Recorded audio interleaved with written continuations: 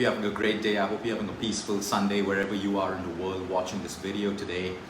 A lot of people have been reaching out to me over the last couple of weeks that we feel disconnected. We have so much in life that we should be grateful for, but yet we feel unhappy all the time. You know, great things are going on in our life, but we feel unhappy. We feel empty. We're constantly exhausted. We keep falling sick. We're trying to be healthy. We're eating well. We're exercising, but we constantly continue to get sick. We feel uninspired all the time. There's so much of motivation on YouTube. There's so much of motivation on social media, but yet we feel uninspired all the time. We feel we're just dragging ourselves through life. We feel there's a block of love. We feel there's a block of happiness. I'm fed up of chasing love. I'm fed up of chasing happiness. I feel all of these blocks in my life. What's going on? What do you need more of? Do you need more entertainment? Do you need more organic food? Do you need to exercise more? Do you need to meditate more? What's going wrong? Sometimes we forget the fundamentals of human life. We hear words like spirituality. We hear words like we are human spiritual beings. I want to take out the word spirit today, and that's what we're going to build on. We're going to find all of our answers. We're going to find all of our solutions within us when we learn to reconnect with the spirit. What exactly is the spirit? In every one of us, we have a spirit within us, a spirit that's constantly guiding us, that's looking after us, that's our intuition, that's our gut instinct. We have a spirit. We were born from a spirit. That's why we are spiritual beings. You don't have to try to be spiritual. You are already a spiritual being. You just got to put yourself on the right path. You just got to reconnect with your spirit. So when you feel out of control because you've constantly connected yourself with the virtual world, with the world outside of you, and you've disconnected from your very self, from that inner voice that tells you that, hey, this is what truly makes you happy. This is what you shouldn't be doing. This is what you should be doing. When you start to listen to that voice inside, that's your spirit. All of us are spiritual beings. I was born through my parents, not from my parents. I came through my parents. All of us have come through our parents into this world. We are spiritual beings. And while our parents' jobs are to nurture us, guide us, protect us, provide us with security, we all have our own paths. And that's why we can never follow the path that our parents choose for us. If we choose to, we have misery, we have this peer pressure, we feel we're being forced to do different things. We all have our paths. Your father may want you to be a doctor, but you will never be a happy doctor if you follow his path. Your father or parents may want you to become an engineer, or may want you to do something else, which you may do because out of your respect or peer pressure, but you will never be happy and you will never be successful because you are a spiritual being with your own path. As you start to live life, life will start giving you clues of what your calling is, of what your path is. And when you follow that voice and you follow that path, that is when you follow your passion, and that is when you start to find happiness in what you do. The money doesn't always matter. It's your passion first. And because you follow your passion, the money, the abundance, the wealth, everything else will follow automatically. But coming back to disconnection.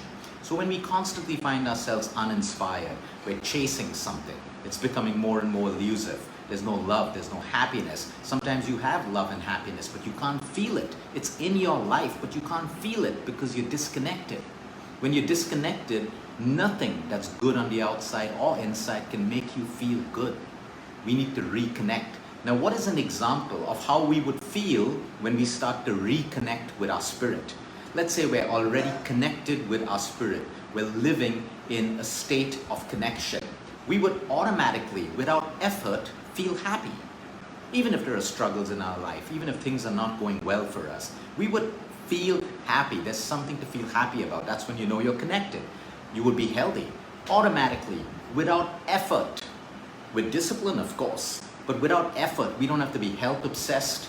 We don't have to adopt extremes in nutrition, extremes in exercise, extremes in spirituality, extremes in meditation. We don't need that. It's effortless. When you're connected, your mind tells you take a break, be by yourself, you reconnect. When your body tells you move more, you exercise. Your body's trying to give you signals, eat well, you eat well, and you feel good. You're connected. It's effortless. You don't have to become health obsessed. So you automatically and effortlessly maintain a certain amount of health that is right for your body. you automatically get energetic. Automatically, when you're connected with your spirit, there is energy. You don't have to be dependent on 5 cups of coffee or caffeine. You don't have to be dependent on sugar as a source for energy. You can have sugar to enjoy it. I'm having a nice dessert. It's Sunday today. It's family time. We're going to enjoy a dessert because you're enjoying it, but you don't need it for energy. Oh, I'm crashing. I need a donut. Oh, I'm crashing. I need carbs. No. When you're connected with your spirit, you are automatically, effortlessly energetic. You begin to manifest and attract.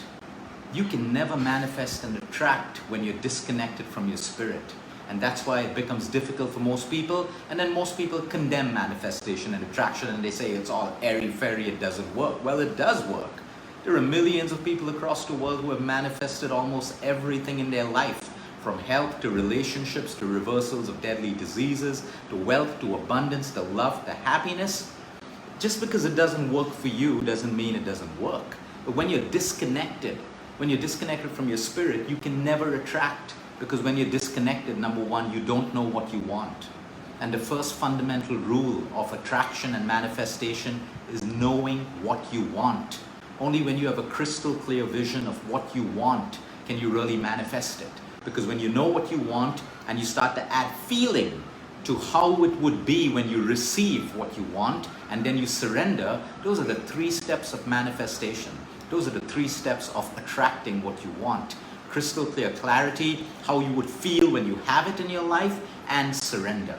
And then get back to work. Got to put in effort. You can't manifest love sitting on your couch all day watching television. No, you got to put in the effort. You got to put in the work. So you need to understand, when you're connected with yourself, it's effortless to manifest. It's effortless to attract. But when you're disconnected, it becomes a struggle.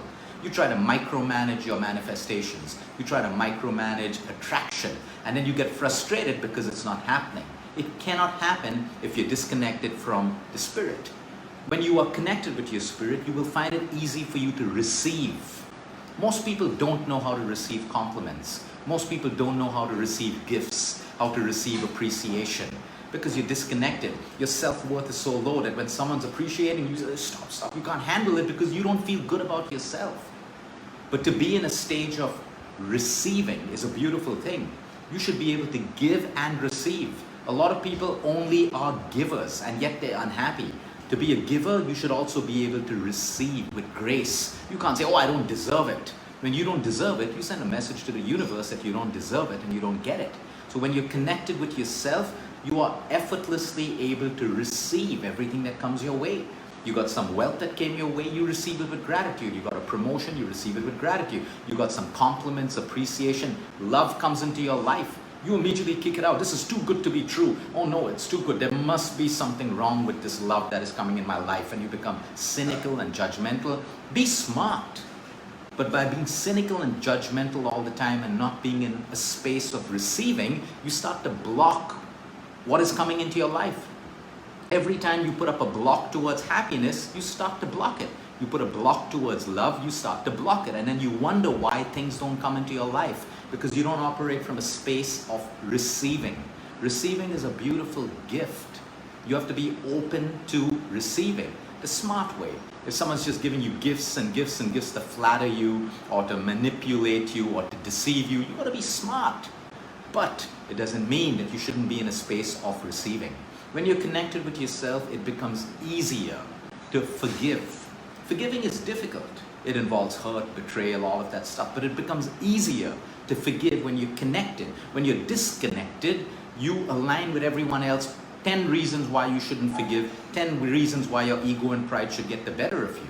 But when you're connected with your spirit, you start to see with understanding why you should start to make the attempt to forgive, because it's only giving you peace. It's only lightening up your burden, and it's only allowing you to move through this life with grace and happiness. That's all.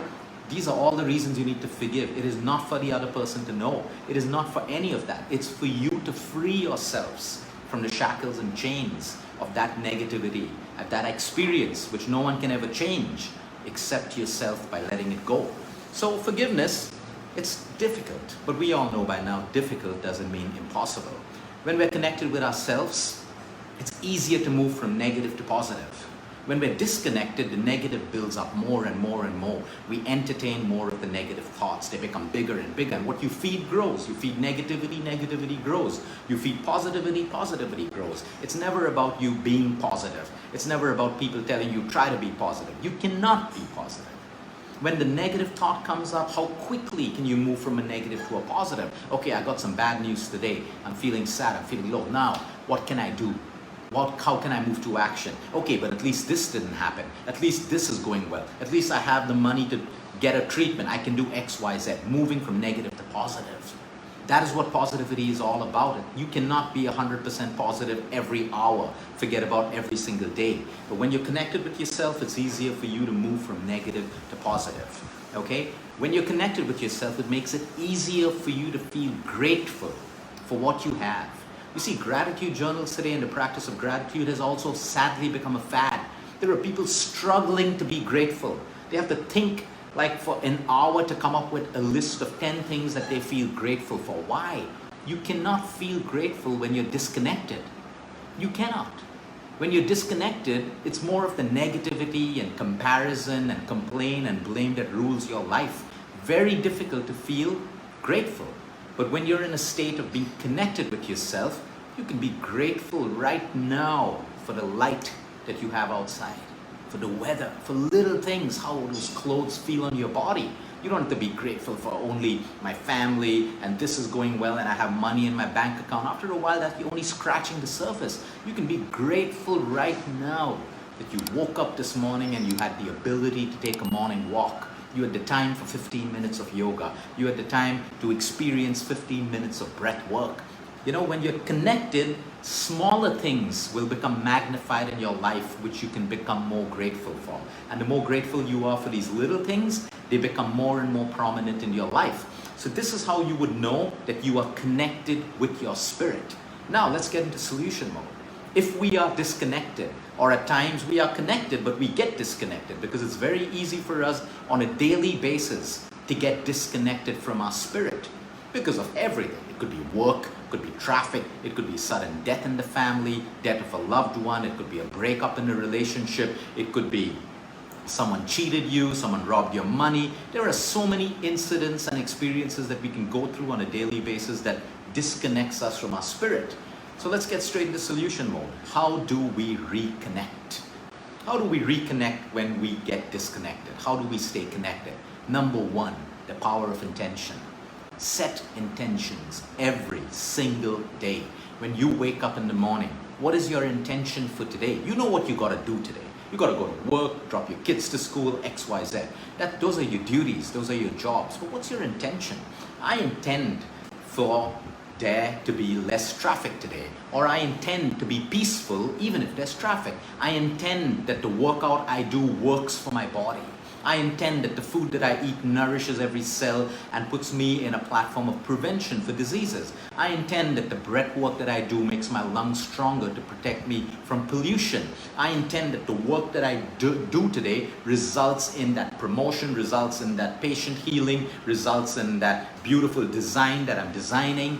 Put intention behind everything. I intend that the time I spend with my children today, or my partner, or my friends is beneficial for both of us. It leaves me feeling happy, fulfilled. It's meaningful. I intend that the time that I have today is used for my benefit. I intend to use some time today to serve someone else. This is the power of intention.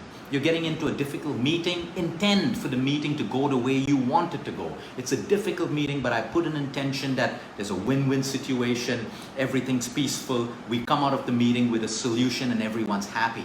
You decide how you want the meeting to go. You're getting into a relationship, intend for the relationship to work in a way that you want it to work. Intend for the discussion that you're going to happen with your partner today happens the way that you want it to be. This is the power of intention. Intention comes from within. To intend, you have to connect. So by practicing intention, you will automatically start to connect with your spirit. Number two, know what you want. Most people don't know what they want. If I ask any of you right now, what is it that you want from your relationship? You'll say, I want to be loved. I don't want someone to break up with me. I want honesty. You'll say the normal things. Know what you really want. Because what you're asking for is not in your control. No matter how much you want an honest partner, it doesn't mean you got to get one. No matter how much you want a healthy body, it doesn't mean that sickness can't creep into your system today. No matter how much you want your career or your business to be healthy, it doesn't mean it has to be that way. But what you can want and desire for is strength and courage. No matter what's going wrong in your relationship, your health, your life, you have the strength and courage to go through. You know what you want guidance. No matter what's going wrong in your life, you have guidance to get you through. You are being guided. When you feel you're not being guided, you react from a space of complete chaos. You're reacting, you're not responding. So another way to connect with your spirit, you can only know what you want when you connect with your spirit. Otherwise, you're connecting on comparison with the outside world. Oh, this is how a relationship should be. My partner should take me to the movie twice a week. My partner should give me gifts. My partner should say 10 loving things to me. My partner should be sad when I'm sad. You see, that's from a disconnected space. It's from what you're seeing in the movies, songs, your friends, society, Instagram, and social media. It comes from a disconnected space, and that's why it doesn't feel right. And that's why it's difficult to do. But when you connect with yourself and really go inside, what do I truly want in my relationship? Some people realize I don't need to be in a relationship. I'm happy just having great companionship in my life. That's coming from your inner spirit. It's not coming out from society. Anything that comes out from society or your outside world becomes difficult because it's not you. Anything that's not you requires a lot of effort to maintain. So know what you want. Number 3, a beautiful way to reconnect with yourself. Spend time in nature. The more time you spend in nature, the more you reconnect with your spirit. You could be living in a city. Find a small park. Wherever it is. Go up on your terrace, on your balcony, but connect with your spirit. This is extremely important. Nature is one of the most powerful, inexpensive, free ways to connect with your spirit. Exercise, yoga, meditation, breath work. You don't have to be extreme, you gotta be consistent. If walking makes you feel connected with yourself, you gotta be walking consistently. If dancing does that for you, if weightlifting does that for you, if CrossFit does that for you, whatever it is that makes you feel so happy and connected with yourself, it gives you a sense of purpose, you need to just add one thing to that. Consistency. Do it consistently. Yoga, a beautiful way of living life through your movements, through your asanas, through your posture, through your breath work. The more consistent you are, the more connected you are with yourself. The next thing, digital detoxes. The more you can take breaks from social media, the more you can take breaks from the internet, the more you can take breaks from everything that disconnects you is what will reconnect you with your spirit. So I'm not saying be off social media, I'm saying control it. I'm saying limit it. Keep one day in the week where you can be off social media completely. Or have times in a day that at this particular time, it's social media time. At this time, it's my time where I reconnect. You can't be connected with your devices all the time because it is impossible for you to reconnect with your spirit. Honor your unique self.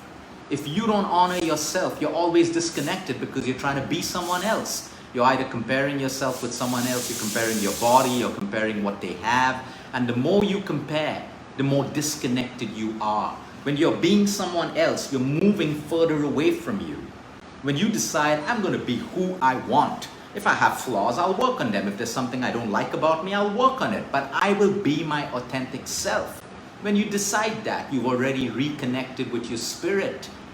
Your spirit starts to fade in the background every time you're trying to be someone else.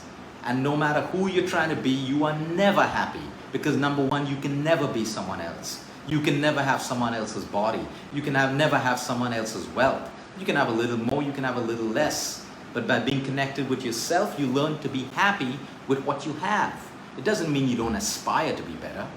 It doesn't mean you don't intend to be better. But comparison and aspiration, comparison and intention are two very different things. So honor your unique self. Sometimes a beautiful way to reconnect with yourself is declare your flaws. Everyone's just trying to cover up their flaws. If I'm angry, yes, I'm an angry person and I'm working on it. Yes, sometimes I get envious. I'm working on it. Don't declare your flaws. Be okay with people knowing, your close people, not everyone, knowing your flaws. Let them be aware. But if you're trying to cover up all the time and project yourself on a pedestal, you're just making your life miserable. But when you sit down and have that honest conversation, these are my flaws. I'm struggling with this right now. I'm struggling with jealousy. I'm struggling with anger. I'm struggling with letting go. I'm struggling with acceptance. Declare your flaws. The moment you declare them, there's a huge weight off your shoulders, off your heart. You start to connect with yourself because you're being honest with yourself. Everyone's trying to be honest with everyone outside of them, but not with themselves. And that's why there's so much of energy going in to maintain a false facade that you want to put of yourself in the outside world. Declare it's okay. No one's perfect. Look around you. Show me one perfect person, from a spiritual leader to anyone. No one is perfect. Why are you wasting a lifetime trying to be perfect? Direct that energy into excellence, but it's okay if people know your flaws. Today you're struggling in a relationship, you're trying to be good for your partner all the time. You're struggling, tell them, I'm trying to be good, but these are my flaws, this is what I'm struggling with. Okay, I need help. I need you to understand. Yes, I want to change it, but these are my flaws. It changes everything, 360 degrees, reconnects you with yourself. Prayer. The beauty of prayer, the beauty of reflection, the beauty of visualization connects. Every time you pray, every time you visualize, every time you reflect, connects you with yourself. Gratitude. The more you practice deep gratitude, the more connected you are with yourself. Finally, learn to be happy for other people. This is difficult. There are a lot of people who are good at pretending to be happy for other people. But when you do it from your heart, you immediately connect with yourself. When you can genuinely be happy for someone else, practice this. You think you live in a world today where everyone's trying to be happy for someone else, false compliments, false praise, false whatever. But why are people so unhappy, disconnected? Because it's pretense. Genuinely try to be happy for someone else. Start with one person, two people. It's nice to start with someone you don't like. It's nice to start with someone who's giving you a tough time. I spoke the other day to someone whose mother-in-law was giving her a problem. And I think if you want to learn more about the mother-in-law syndrome, you can go onto my YouTube channel. I've done a whole video on the mother-in-law syndrome and the father-in-law syndrome that exists in our country and causes immense pain, depression, health problems for those daughter-in-laws or those son-in-laws. You may want to watch that video, but coming back to this, when you learn to be happy for someone who's causing pain in your life, for a difficult relation, for someone who's bringing misery in your life, the whole equation is going to change. You don't have to like that person. You just got to try to be happy for them. Send them some good energy. Pray for them. Even though they've hurt you so much, you'll say, why should I do it? You're doing it to reconnect with yourself, not for them. To reconnect with yourself. You're being the larger person. You're choosing to be the larger person, because if you choose to be at their level, you get the same result. Someone's got to change. So you assume the larger role if you want different results. The different results happen here. They don't happen when you're at the same level. So learn to be happy for other people. Sleep well, eat well. If you're constantly eating junk and food that makes you feel unhappy, you're disconnected. If you're sleep deprived, you're disconnected. And the final point to connect yourself, sometimes if everything is failing, ask yourself one question. How can I be of service? Who can I serve today? You don't have to be a doctor. You don't have to be a nutritionist. You don't have to be a trainer. You don't have to be a psychologist to serve someone. You can serve anyone right now if you decide to. You can serve your parents. You can serve your partner. You can serve a stranger that you don't know on the road. You can serve someone who doesn't have something. You can do service in different ways. It's not about giving money. Ask yourself this one question. How can I serve someone? And when you involve yourself in that little service, it doesn't have to be something big that the whole world needs to know about. I served this one person today. You take a hot meal for the person in your building lift. You could give something to your driver. You could give something to someone who, whatever, you serve them. The feeling that you get is the most powerful way to reconnect with your spirit. And that's all in today's videos. These are little things. First, am I disconnected? Two, am I connected? If I feel disconnected, what can I do? You can try all of these things. Maybe you're doing 5 of them. Maybe there are 2 things that you need to do. Take one of them, do them, reflect. I feel connected. I feel good because you're connected. Some people have everything, but they never feel good because they're disconnected. Some people have a little, they feel good no matter what. They are connected. Have a great Sunday, everyone. Until next time, eat smart, move more, sleep right, breathe deep, and remember, you care is all about you.